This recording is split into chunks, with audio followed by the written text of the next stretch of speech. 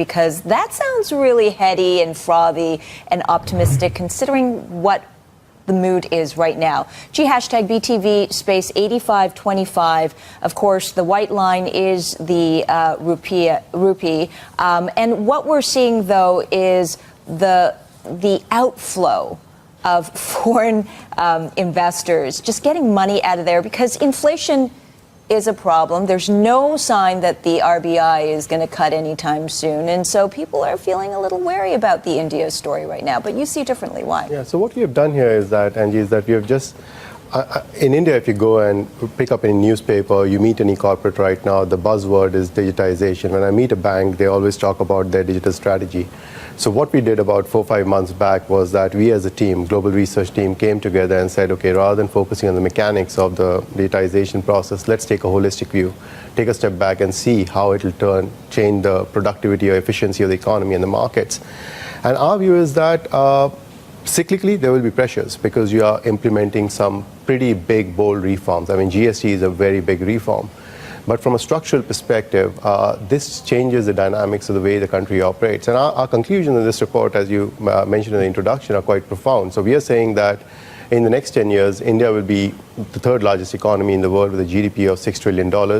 Indian equity markets will be one of the top 5 with a market cap of $6.1 trillion. And Indian financial services sector, because a lot of people keep talking about fintech will destroy financial services, my view is that Indian financial services sector, which has a market cap of about $450 billion right now, will likely be a market cap of $1.8, $1.85 trillion as the third largest market.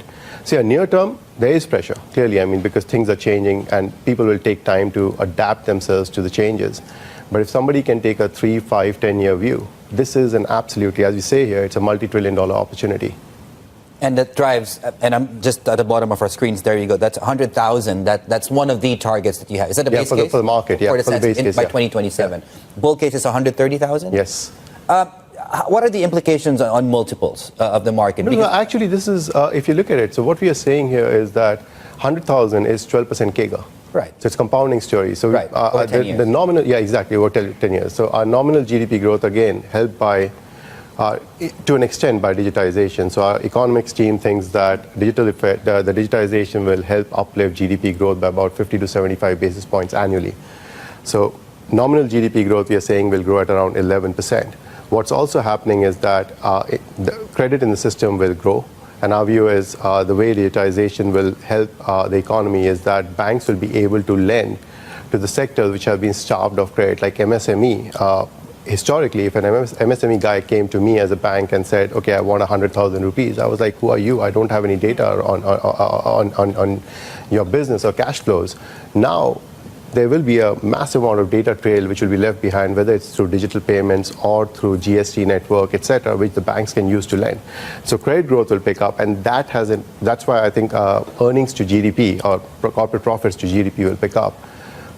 So our view is earnings will grow at a CAGR of 10 to 12%. You'll have some multiple expansion because GST will also help in bringing down the public debt to GDP, which has a positive impact on multiples, and that will help the markets do well.